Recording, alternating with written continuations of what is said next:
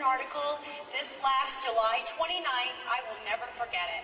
And there was an excerpt in the article that alarmed me, and not much surprises me anymore, regarding the swine flu and the military, implementing the military to help out.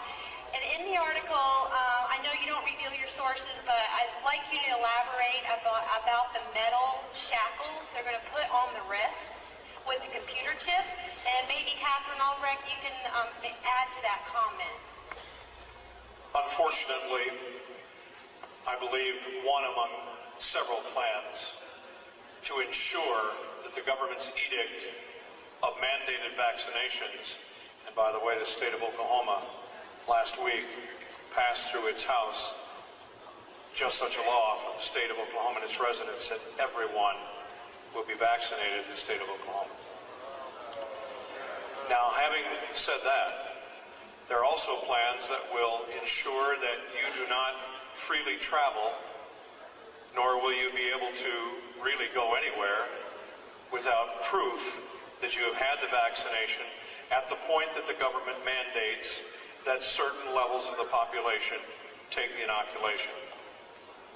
When that happens, I have been told by state troopers across the country that there are plans ready to be implemented that would include roadblocks and choke points, as we call them, major interstate junctions around major cities and so forth, where the greatest number of people can be held until they are either prove their vaccination by papers, or in the case of a medical specialist in Milwaukee, Wisconsin, who told me that they had observed a semi-tractor trailer being unloaded at the hospital loading dock, pallets and pallets, scores of cases of metal bracelets that once put on would slip into a place and be either pegged in there with some kind of device to hold it in place, but the band was meant to be permanent.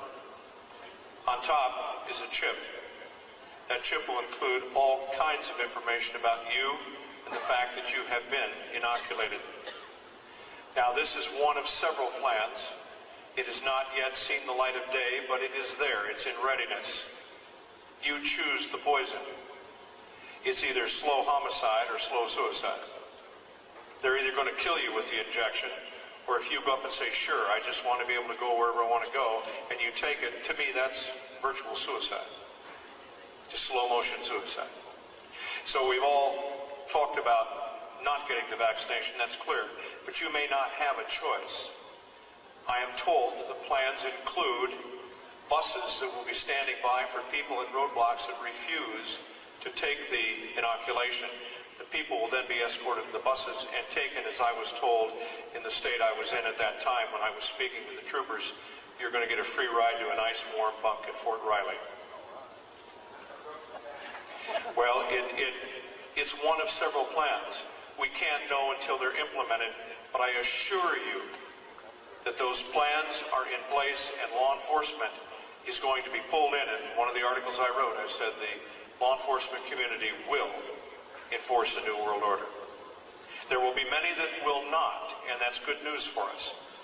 But I believe it's still a majority that will be standing in line saying, get your shot or get on the bus. That's what's coming.